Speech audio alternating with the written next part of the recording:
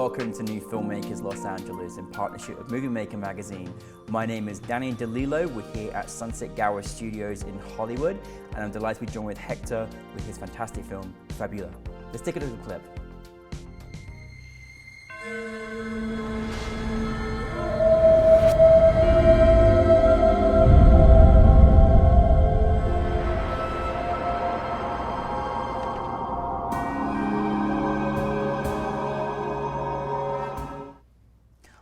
Hector, thank you so much for bringing your amazing film to us. You captivated our audience last night at New Filmmakers LA, but for those that haven't seen it, tell us a brief synopsis. Absolutely. Thank you so much for having me here. I'm so excited.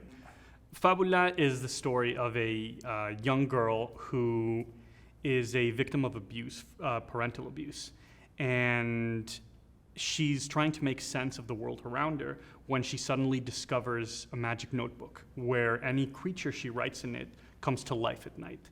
And so it's her journey about overcoming that abuse through storytelling and through fairy tales. I mean, what a wonderful story, firstly, Hector, like seriously. And you know, finding magic and fairy tales and the imagination of this young person against some of the really difficult things that she's facing in her family and life was like two things we've never seen before. Where did the inspiration come for you, Hector, in turning this idea into a film? I think growing up, I, like probably 90% of filmmakers, sometimes childhood can be a little rough. And so I found a lot of strength and a lot of solace and a lot of power from fairy tales and from characters who I could look at and be like, see, this character is brave enough, this character is strong enough to do all of this. And so I wanted to represent that through the eyes of Maria. For the structure of the film itself, there's this incredible psychoanalyst called Bruno Bettelheim. He wrote a book called The Uses of Enchantments, which details how children make sense of the world around them and deal with abuse through fairy tale archetypes. And so I deconstructed that to fit into Mexican fairy tales and Mexican folklore. And it was just such a wonderful process trying to bring all of these stories that I grew up with to life. And it was really special watching it unfold on screen as well. Like, you know, you had so many incredible special effects in the backdrop of what was going on in her, you know, very traumatic experiences of her life as well. I mean, it was so great to see on the big screen. Like, how did you bring like all the elements together to kind of give it this fantastical fairy tale experience? Oh my God, it was one of the most fun experiences that I've had in my life, honestly. For all the different elements, I knew that I needed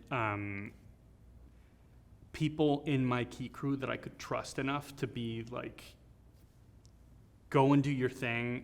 This is kind of the brief. This is what I have in mind, and just be very collaborative.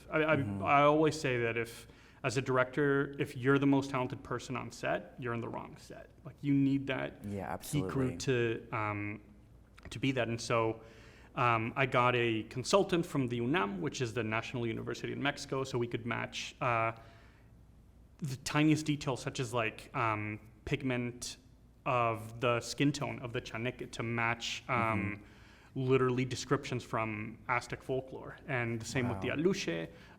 With the nahual, we actually went to the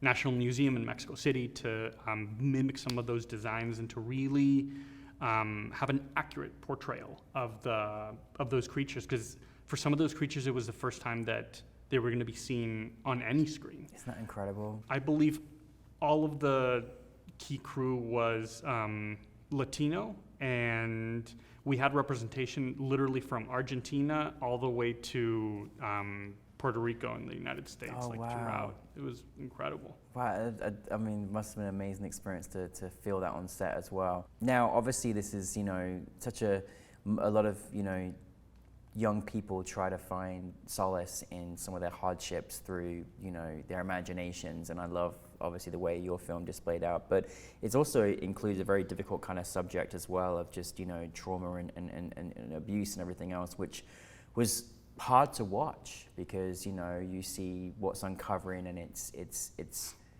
very unfortunate any young person has to go through something like that. How is it directing something like that? You always had a brilliant cast. What was the process like in directing those kind of very, you know, difficult moments and scenes as well? Because it was really well performed on set, on screen. Thank you. Yeah, I mean, all of that is credit to the incredibly talented actors that were there. I had known Olivia from her roles, obviously, in stuff like Handmaid's Tale and stuff like Modern Family, and I knew that she had that very warm, nurturing element that I wanted for her character, but also her strength. Like, I never wanted to portray that character as like a weak mom who's just kind of taking the abuse and not doing anything about it. And for me, it was also really important to represent the abuser as someone that is not, you know, a 6'6" Viking looking person. That a lot of us, when we think of a male abuser, we tend to think of these like really big, really burly people, and most of the time it's just your average person. So I really wanted to portray that. For those specific scenes, when dealing with abuse, when dealing with some of the more physical elements, just a lot of communication, a lot of explaining the scene, a lot of rehearsing with the actors to understand what emotions are being portrayed in that moment, how they were comfortable portraying that emotion, and discovering the character's voice. I mean, Angie, who was the star, the so good. Actress. It was actually her first professional acting experience. Really? Oh my goodness. She was absolutely phenomenal, where I could talk to her like an actress that had 40 years of experience, and she just had that spark. She improvised, and she understood that character in ways almost deeper than I did. And when you have a cast like that, it's so easy. Oh, it's amazing when you wrote something and then they take it to another level. That is beyond your own imagination as well, you know. I mean, firstly, I feel like this film is meant to be for a big screen. You know, like you really don't get to appreciate all the work you put into design, to costume, to score. I mean, the score was amazing as well. My goodness, it was like this wonderful fantasy score. Like, tell us a bit about that journey. Absolutely. Because it was so good. I was like, my goodness. The composer, Alexander, just an absolute genius. I mean, you try a lot of different composers and you hear their styles, and Fabula knew that as a filmmaker, I always think of sound as being an additional character. And for Fabula, I wanted that to be a contrast of the music being so magical and so warm, to contrast that abuse, to give it that layer of fantasy. And Alexander, he would call me and he would be like, I just found all of these instruments that are played by Mayans and that would be accurate for Aztecs, and I really want to try them in the score. And I was like, absolutely. Let's do it, right? Yeah. And he was one of those just geniuses who I never like to have a temp track or anything, because I don't want to influence the creative process of the composer. And Alexander, that was like, a dog on Halloween. He was just over everything. He was so excited, and he really brought the film to life through his music. Well, it's so nice when you've got just genuine enthusiasm, as part of what you've created, and you give that to all essences of all parts of the film. So that's kudos to you for providing such a great film.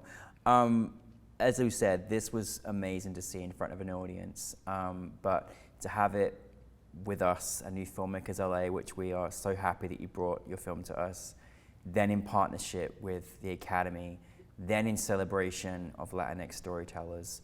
How was that experience for you? The experience of NewFilmmakers of LA was one of the best experiences that I've had as a filmmaker in a festival. Just that level of attention, but also being a resource for the filmmakers, but also providing an incredible network, but also really taking the time to curate a program that represents the different aspects of the Latino experience that we want to tell in our stories. I think seeing Fabula in that not only Latino lineup but Latino youth lineup was so incredible, and I think that the lineup and the curation elevated not only Fabula but all of the other films that were playing there. And I mean, you can't go wrong with the theater. No, of course not. But I mean, you know, it was a tremendous group of amazingly talented filmmakers, and it was so great to see the program articulate the way that it does in all the programs. Hector, from this experience, for your experience as a filmmaker, for everything you've learned up till now, if there's people that want to storytell, follow in footsteps, do what you do one day, or just, you know, is there anything that you kind of, as an artist, you take, that you go by, that you could share with our filmmaking audience? I think always work to tell the stories that you want to tell, because there's always going to be someone that wants to hear what you have to say. I think there is strength in authenticity and specificity. And the more, in my experience, the more specific you get, the more universal it becomes, in kind of a strange way. And also that it's so important to come out of your comfort zone and to try. I had never worked with practical effects to that degree. I'd never worked with puppets, but I knew that I wanted to push myself as a filmmaker. And I think that's where the true magic happens. Because if you're in that zone and you're experimenting, your crew pick up on that. And they also experiment and they want to try new things. And I think that's really where the magic of filmmaking happens. Absolutely. And thank you for mixing like fairy tale, you know, fantasy, you know, childhood perspective, and also dealing with family traumas, like entertainment, education. There's so much in the context of what you made. So well done. What's next for you, Hector? Well, I'm currently developing 2 features. I think that for now, my next step, I was gonna do another short, but now I'm like, no, I have feature fever. I'm in that train, and so right now I'm in development of two different features, both obviously starring kids, because that's where my mind kind of wanders to, and to bring back that practical effect, fantasy element of the Latino youth, hopefully. I can't wait. Just keep making us use our amazing imaginations, and thank you for giving us such a great film. So thank you very much. Thank you so much for having me here. I had a blast.